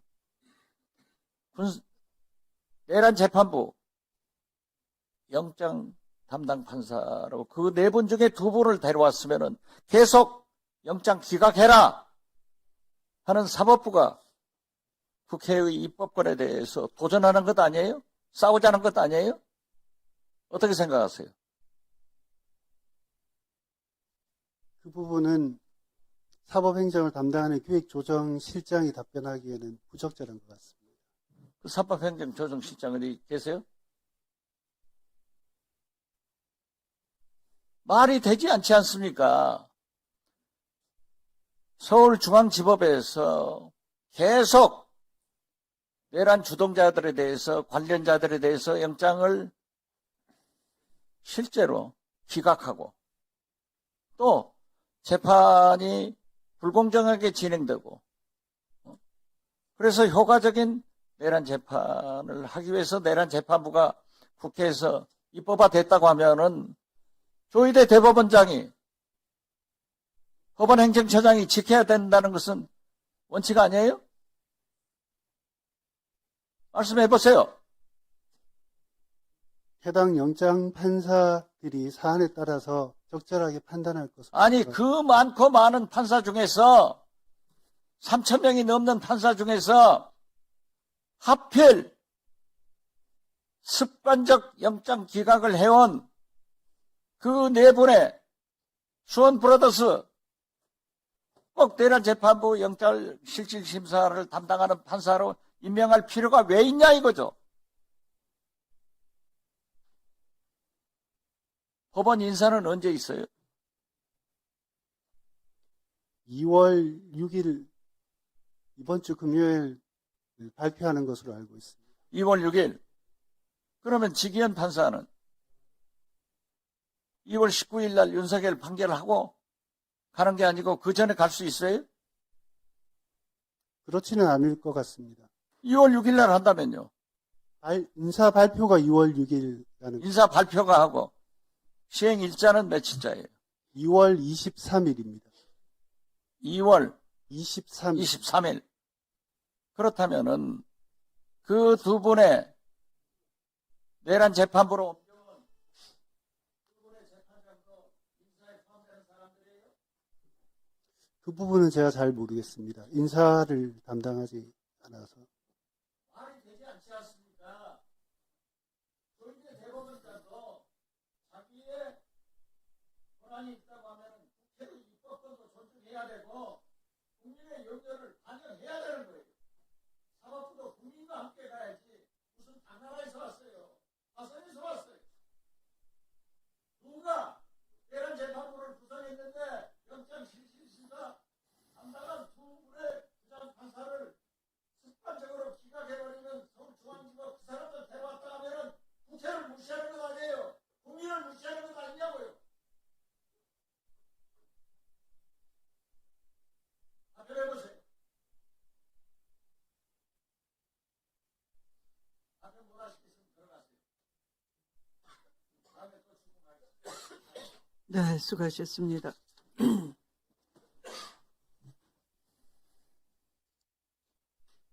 다음은 박은정 위원님 질의 순서입니다. 5분입니다.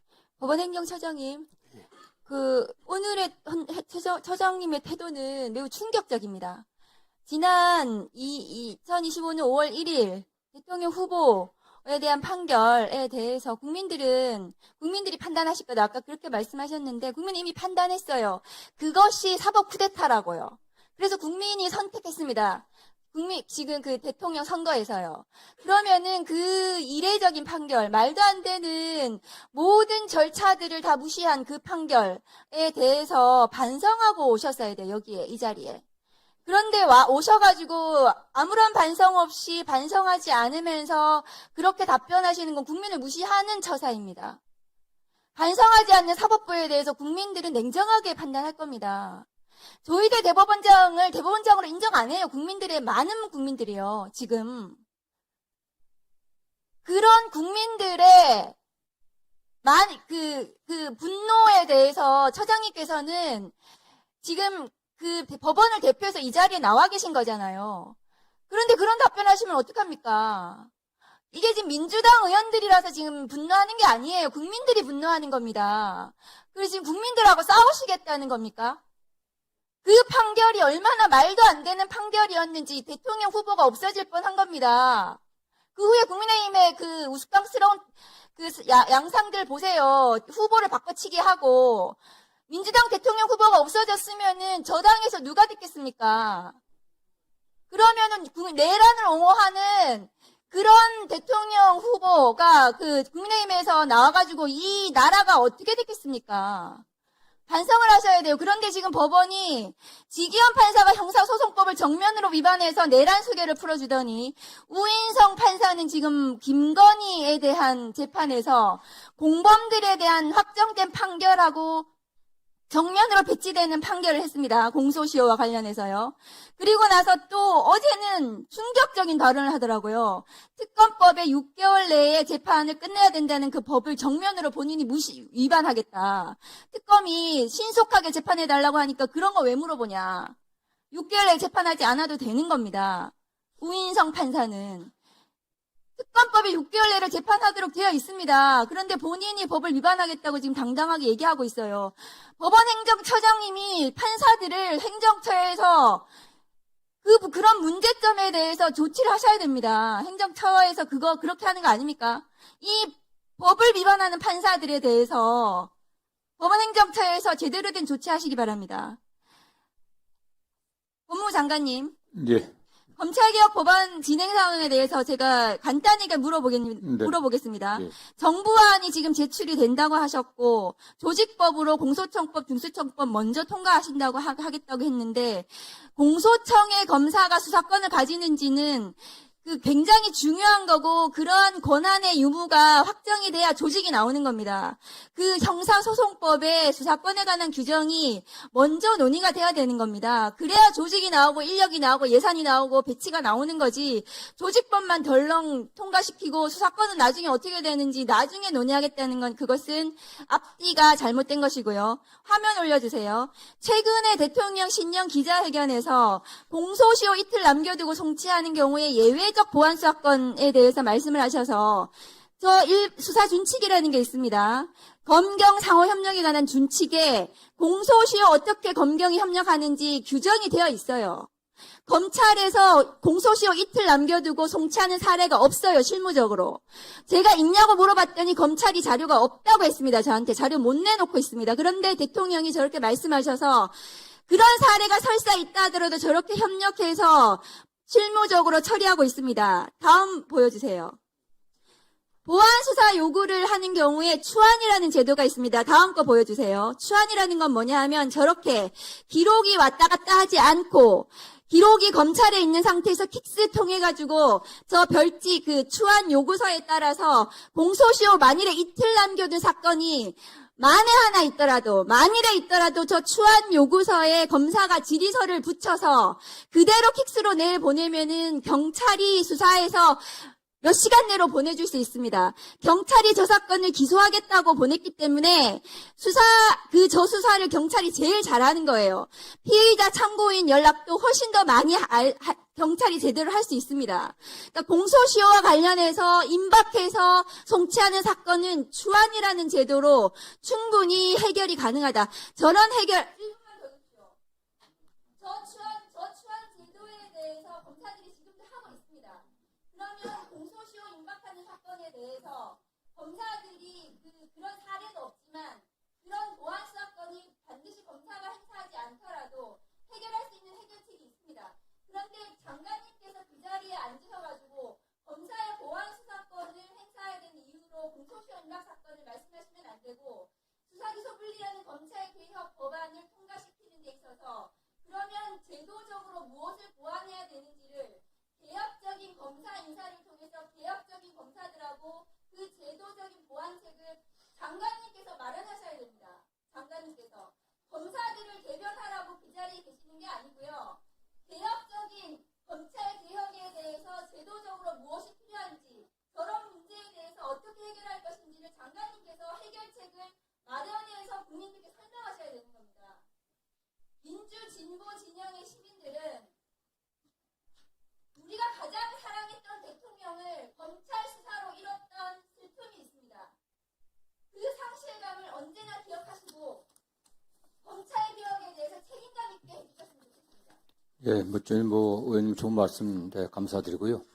수사 기소의 확실한 분리라는 대원칙에 손상을 가겠다는 생각은 1도 없습니다. 그리고 다만 정부 안에 아시겠지만 총리실에 지금 어쨌든 TF 구성돼 갖고 같이 의논들 하고 있습니다. 그리고 저희가 지금 인사도 말씀하셨지만 할 수 있는 한 물론 어떤 분이 개혁적인 검사인지 개혁적이지 않은 검사인지 제가 또 양단을 나눌 수는 없습니다. 다만 그래도 검찰 개혁에 같이 할 수 있는 그런 분위기를 조성하려고 저희도 최대한 노력을 다 하고 있고요.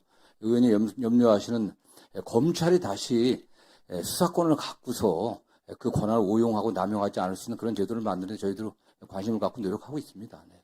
보안 수사권은 수사권이기 때문에 수사권을 검찰에 남겨두는 한 그 상황은 되풀이됩니다.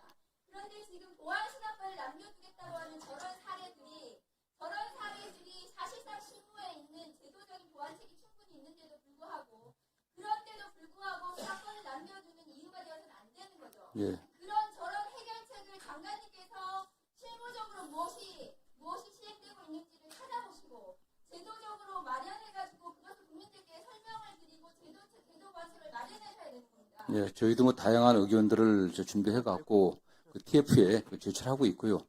저는 보안 수사의 방점에 보완하는 점, 경찰 수사의 미진한 부분들, 그걸 어떻게 보완할 건지 저는 늘 그렇게 표현했습니다. 그래서 그 여러 형태가 있겠지만 의원님께서도 많은 또 의견을 주시고요. 저희도 그런 면에서 의원들 염려하시는 검찰이 다시 권한을 남용해 갖고 할 수 있는 그런 상황이 오지 않게 또 최선을 다하도록 노력을 하겠습니다. 네. 그것이 보완이 될지 남용이 될지 알 수 없는 것이 수사권입니다. 네. 그 보완은 경찰을 통해서 보완 수사 요구를 통해서 충분히 가능합니다. 그렇게 가능한 제도적인 장치들을 장관님께서 마련해야 되는 것이 국민 집권 정부의 검찰 개혁을 하는 장관님의 역할입니다. 일단 뭐 저희들도 의견을 내고요. 일단 뭐 경찰이나 어쨌든 뭐 정부 안에서 여러 가지 또 교수들하고 자문단하고 같이 논의를 좀 더 진척시도록 하겠습니다.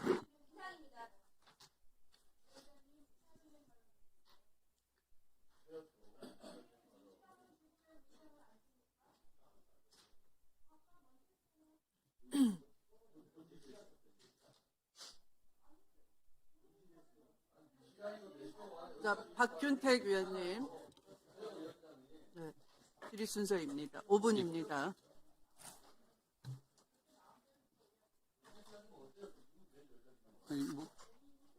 조용히 해주시기 바랍니다. 예, 제가 네. 진행하겠습니다. 우리 행정처장님, 네.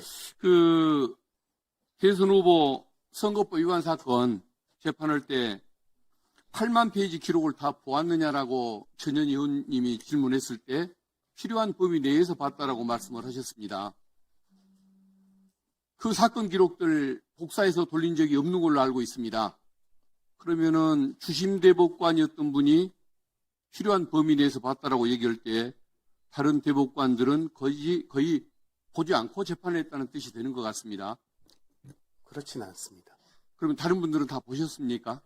다 필요한 범위 내에서는 모든 대법관들이 다 본 걸로 알고 있습니다. 야당의 대선 후보의 출전 자격을 박탈을 하는 재판을 하면서 어떻게 그런 재판이 이루어질 수가 있고 특히 이틀 만에 결정이 될 수 있는지 그것은 아마 정상적인 시각을 가진 국민들은 이해를 못할 겁니다. 그리고 반대편에 앉아 계시는 의원님들 중에는 국회의원들은 법안 통과시킬 때 다 읽고서 하느냐라고 반문을 했습니다마는 자기가 대표로서 발의하는 법안은 당연히 읽고 관련된 자료들, 논문들, 현상들 다 연구해가면서 하지 법안을 안 읽고 통과시키지는 않는 것 같은데 어쨌든 주심 대법관이었던 분 입에서 필요한 범위 내에서 봤다라고 답이 나온다는 것은 저는 참 놀라운 부분인 것 같다는 생각이 듭니다.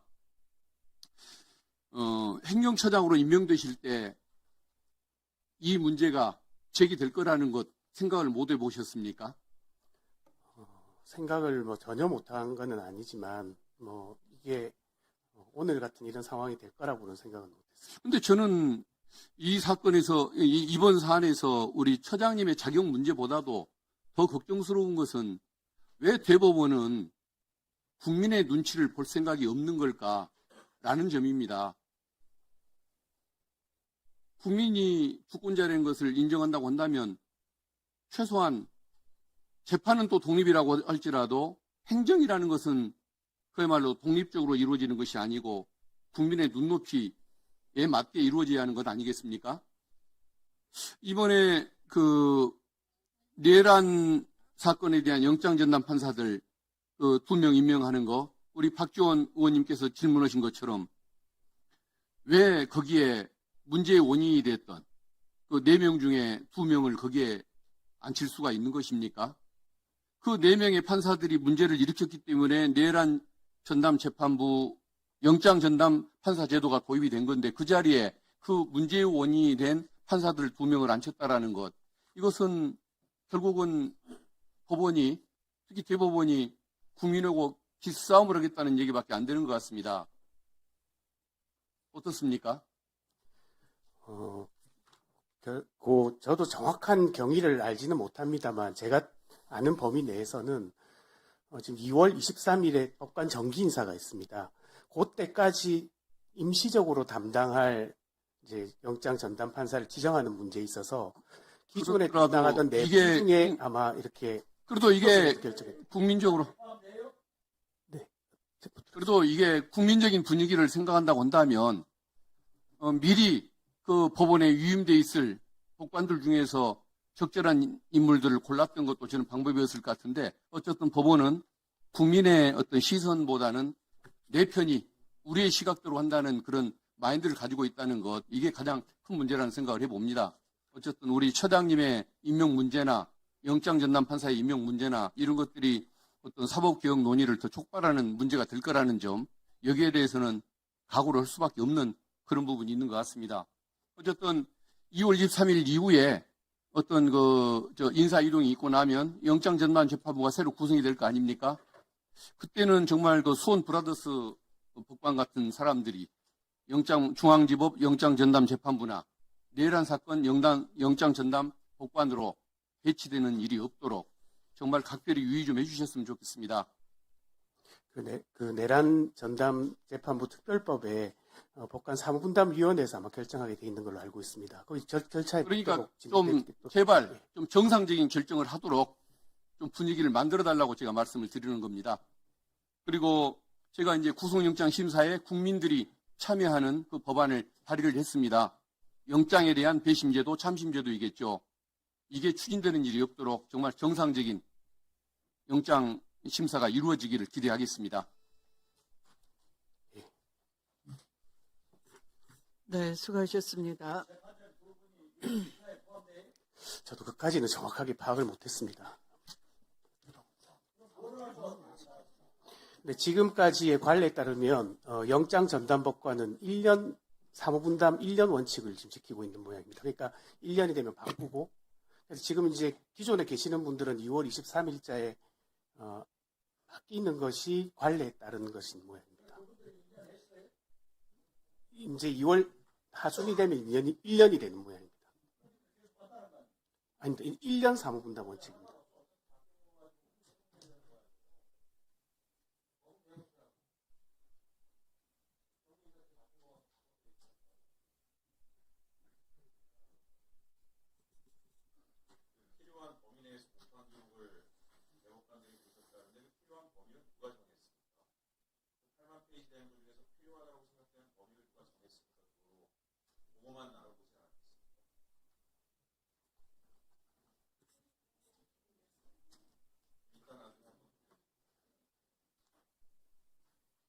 네, 다음 순서는 김재섭 위원님이십니다. 5분 질의입니다. 예, 법원행정처장님 축하드리고요. 첫날 고생 많으십니다. 근데 앞서서 이제 민주당 의원님들께서 지적을 해주실 때에 이재명 대통령 관련 재판에서 국민의 눈높이 이런 말씀 많이 하시는데 사실 우리가 법과 양심 그리고 헌법과 법률에 의해서 재판하는 것이 국민의 눈높이에 맞춰서 재판하는 건 아니지 않습니까? 거기에 대해서는 왜 명백하게 선을 긋고 말씀하시는 게 저는 맞다고 생각하는데 아닙니까? 물론 국민의 눈높이를 무시하자는 게 아니라 당연히 제일 원칙은 헌법과 법률인 것이고 그거는 처장님께서도 직접 말씀하셨듯이 헌법과 법률에 맞춰서 그 재판하셨다고 이야기하신 거 아닙니까? 왜 거기에 대해서 당당하게 말씀하지 않으십니까? 그리고 앞서서 의원님들이 7만 페이지, 8만 페이지 필요한 범위 이런 논란들이 좀 있는데 제가 다시 돌아가서 좀 말씀을 드려보겠습니다. 만약에 그 시간으로 다시 돌아가서 7만 페이지 꼼꼼하게 읽었다고 하면 재판의 결과 내용이 달라집니까? 상고심 재판은 법률심입니다.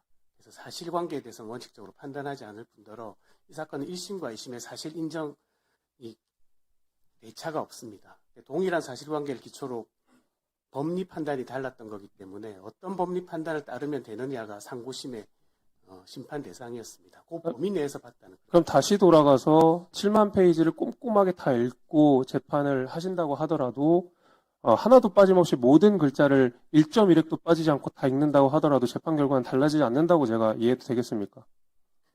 제가 뭐 가정적인 답변을 드리기는 좀 어려운. 아니, 뭐 저는 그렇게 충분히 이해가 됩니다. 그러면 뭐가 문제입니까? 지금 절차상에서? 지금 파기환 송심이 7만 페이지가 안 읽어서 그것이 재판 결과를 바꿀 수 있다라고 한다 그러면 저는 그건 문제가 될 수 있는데 소장님 말씀하신 대로 7만 페이지를 꼼꼼하게 다 읽어도 결과가 바뀌지 않고 거기에 대해서 판결을 내렸다 그러면 그게 지금 왜 문제가 되는 거야, 절차상으로? 재판을 빨리 하는 게 문제입니까? 문제가 됩니까? 그거 왜 말씀을 못 하십니까? 직접 주심으로 하셨는데. 문제가 됩니까, 그게? 아까 말씀드린 내용을 그대로 반복할 그러니까 저는 우리 법사위에서 재판 결과에 대해서 뭐 이렇쿵저렇쿵 이야기할 수 있지만 의원님들께서 이렇게 여전히 진행 중인 재판에 대해서 사실상 결과를 바꿀 수도 있을 법한 정도의 압박을 넣는 것은 저는 입법부로서는 해서는 안 되는 거라고 생각을 하고 뭐 조희대 사법부 이런 얘기를 하시지만 그 조희대 사법부에서 이재명 대통령에 대한 재판 중지도 결정한 거 아닙니까?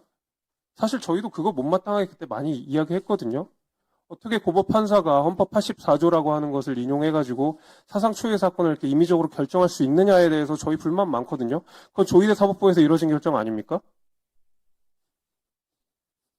대답 한번 해주십시오. 예, 그거는 고등법원 재판부에서 결정한 것으로. 아니 그러니까요. 그게 조희대 사법부 안에 들어가 있지 않는 거냐고요. 마찬가지 아닙니까? 그거 가지고 우리가 지금 이 자리에는 없으신 분이겠지만 혹여 어떤 자리에 간다 한들 우리가 그 사건을 가지고 그 자리에서 나가라 마라 이렇게 하진 않지 않습니까? 그건 사법부의 독립을 훼손하는 거 아닙니까?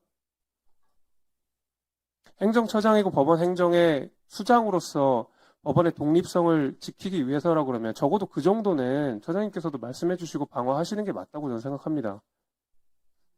그냥 물러서지 마시고요. 법원의 독립이라고 하는 건 굉장히 중요한 가치 아닙니까? 법사에서 어떻게 하든지 간에 어쨌든 재판관은 헌법과 법률에 의해서 재판하게 되어 있는 것이고 그걸 거기다 따랐다 그러면 그게 뭐가 문제입니까? 왜 거기에 대해서 대답을 제대로 안 하십니까? 저는 그게 답답해서 제가 말씀을 드리는 겁니다.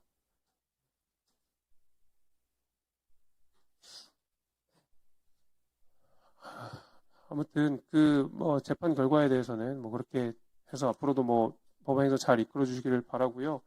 말씀하신 대로 우리가 이제 얼마 있으면 법 왜곡죄가 또 본회의에 통과될 가능성이 있는데 앞서 차장님 말씀하신 대로 거기 우려 사항이 있다라고 말씀을 하시지 않았습니까? 그렇죠? 그러니까요. 아니 법 왜곡죄 따르면은 얼마든지 차장님도 지금 법 왜곡죄로 걸릴 수 있는 문제 아닙니까?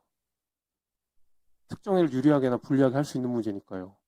그러니까 그 부분에 대해서도 좀 우리 법원행정처에서 잘 해준 특히 이제 법무부에서 그 점은 아직 우리가 본회의가 안 됐으니까 그 부분은 좀 우리가 국회랑 좀 상의를 하셔서 그 부분만큼 좀 밀어주시는 게 맞지 않나 저는 이렇게 생각합니다. 그래서 제가 드리고 싶은 말씀 그거고요. 첫날부터 고생은 많으신데 사법부의 독립은 민주주의의 근간입니다. 그거 잘 지켜주시기를 부탁드립니다. 이상합니다.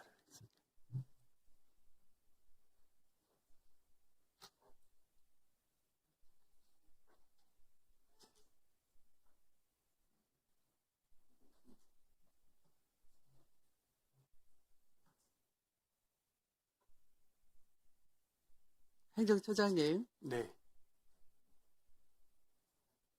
아까 김기표 의원께서 희대의 부조리라고 말씀하셨는데요. 제가 도저히 행정처장님과 함께 이 논의하는 자리를 가지기가 어렵다라는 생각이 그 순간에 들었습니다. 아무 느낌이 없으신 것 같네요. 그 정해의 시간 동안. 적어도 다시 그 자리에 앉으시려면 왜 그러한지, 왜 그런 발언을 들었어야 했는지 반성이 있었어야 되는 겁니다. 그 자리에 지금 물려받으신 거예요. 누구 대신 물려받으셨습니까? 그 전임자가 누구십니까? 예, 전임자는 천대엽 전임 행정처장입니다. 천대엽 행정처장이 국회에서 이 문제 가지고 답변하는 거 보신 적 있습니까? 예, 본 적이 있습니다.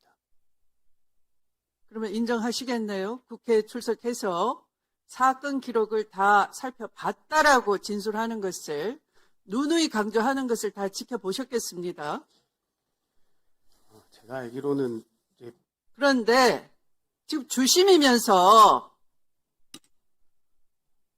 필요한 범위 내에서 봤다라고 당당하게 말씀하십니다. 어떤 기준으로 누가 그 유무죄가 극명하게 갈리는 사건을 번개같이 필요한 범위 내에서 자의적으로 보는 권한이 어디 있단 말입니까? 그것이 사법부 독립입니까? 그러니까 이것만으로도 모순이라는 겁니다. 스스로 모순을 자인하시는 겁니다. 주심이 나오셔가지고 전임자가 사건 기록 다 봤다라고 강조하고 누누이 위증을 했는데도 불구하고 주심이 나와서 나는 당당하게 헌법과 법률에 따랐고 필요한 범위 내에서 봤다. 그래 뭐 그러시는 거예요. 그래서 국민들께서 이해하시겠습니까? 그 판결 다시 한번 들여다보십시오. 이재명 성남시장은 아니라고 하는데도 아니라는 인식, 모른다는 인식을 믿어주지 않기 위해서 당신 정도면 공인이고 국민 눈높이에서 맞지 않는 말을 하는 것이다 라고 인용을 하셨어요. 그런데 국민 눈높이가 판결의 기준이 아니라고요? 대법원 판결문에는 국민 눈높이에 당신은 유죄야 그렇게 파기환송을 하시고 이제 와서 국민 눈높이는 판결의 기준이 판단의 기준이 아니라고요? 거짓말 하시는 거잖아요. 왜 계속 거짓말 하시겠습니까?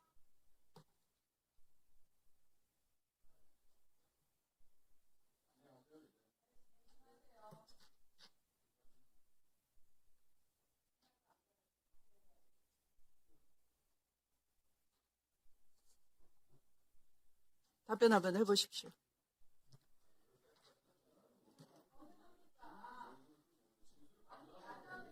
위원장이 물었습니다. 답변해보세요. 답변하세요. 답변해요. 위원장이에요. 위원장이 해도 너무하잖아요. 박지원 의원님에 대해서 우리가 얘기했더니 인사진행 발언 신청자는 박지원 의원한테 신상 발언하라고. 신상발언 안 했어요. 왜 그렇게 보시세요? 다시 나빠를 쳐내. 함부로 말하지 마세요. 함부로 말하면 언제 신상발언 했어요? 하고 있습니다. 지금 답변 기다리고 있습니다. 여러분들께서 답변을 못 듣게 지금 방해를 하시는 것이지. 조용히 하세요. 답변하십시오. 예, 위원장님 우려와 걱정을 저도 공감합니다. 조금 전에 이제 그 판결의 기준이 국민의 눈높이가 아니라고 제가 거짓말을 했다고 말씀하시는 것에 대해서 그래도 제가 말씀을 드려야 될 것 같은데 제가 그런 말씀을 드린 적은 없습니다. 헌법과 법률에 따라서 정당한 절차, 적법한 절차에서 판결을 했다고 말씀드렸고요. 국민 인식을 판결에 인용하셨지 않습니까? 그거는 그냥 국민 인식이라는 게 국민 눈높이 아닙니까? 그러니까 기록을 제대로 안 봤다 이 말씀이에요. 상고 이유를 판단할 수 있는 범위 내에서는 다 봤습니다. 상고 이유는 검찰 아닙니까? 상고 이유서를 낸 쪽은. 당연히 이제 답변서에 필요한 범위 내에도 다 확인을 했습니다. 답변서 내자마자 그 이튿날 전원 합의체 회부를 하시고 평결을 하신 거 아닙니까?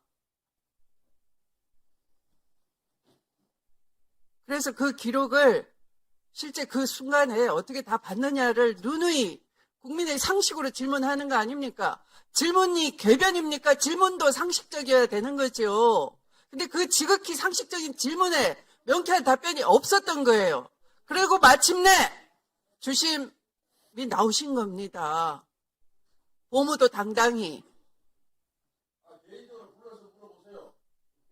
그러니까 국민과 맞짱을 뜨자는 거냐라고 하시는 겁니다. 위원님들께서.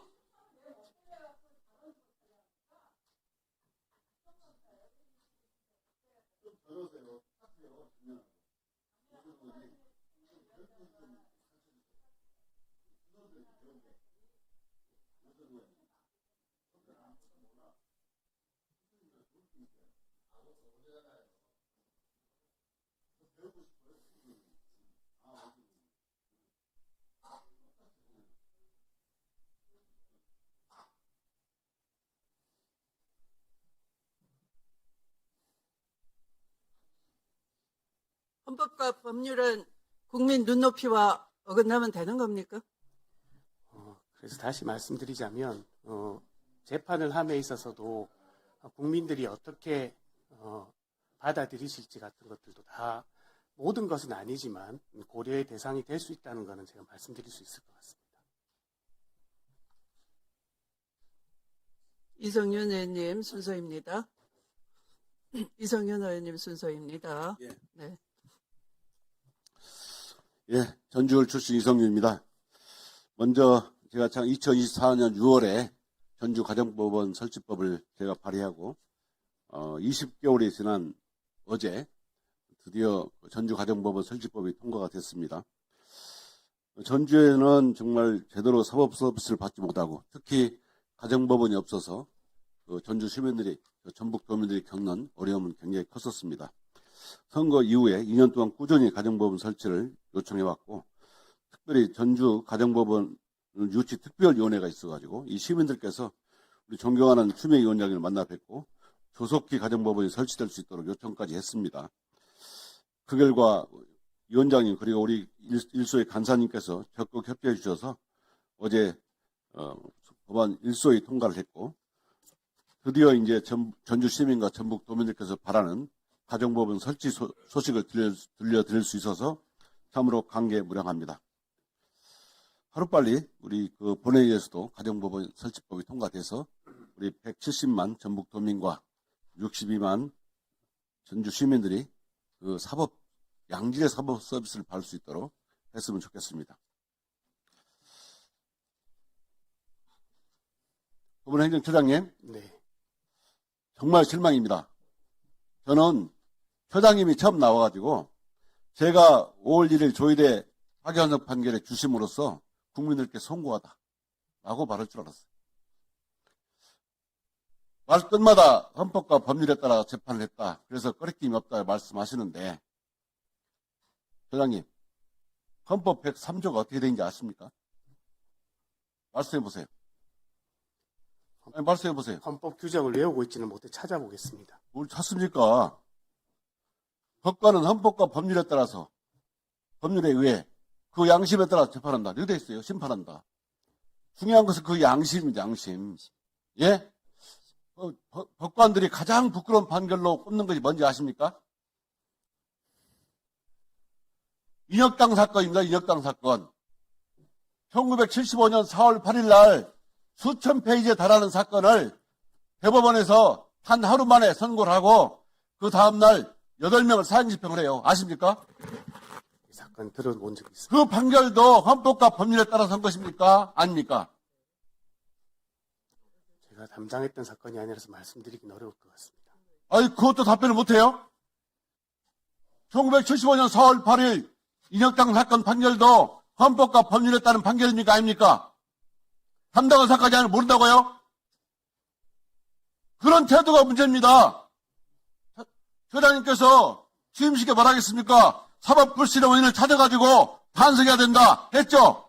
사법불신의 원인이 뭡니까? 아직도 못 찾았어요? 사법불신의 원인은 바로 조희대 대법원장입니다.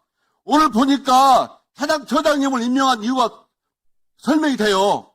조희대는 5월 1일에 사법 구태타를 일으켰고 그 사법 구태타를 국민들이 내란을 일으킨 걸 본 겁니다. 그러니까 처장님을 사법 구태타 주심으로 임명했고 그 주심을 다시 법원행정처 보내서 내란 중요인물 종사자로 임명한 거예요. 그러니까 말씀 못 들은 것이에요. 양심에 따라 했다고. 부끄러운지 아십시오. 왜냐하면요, 판결이라는 게 국민들 눈높이라고 말씀하시는데 양심에 따라 해야 됩니다.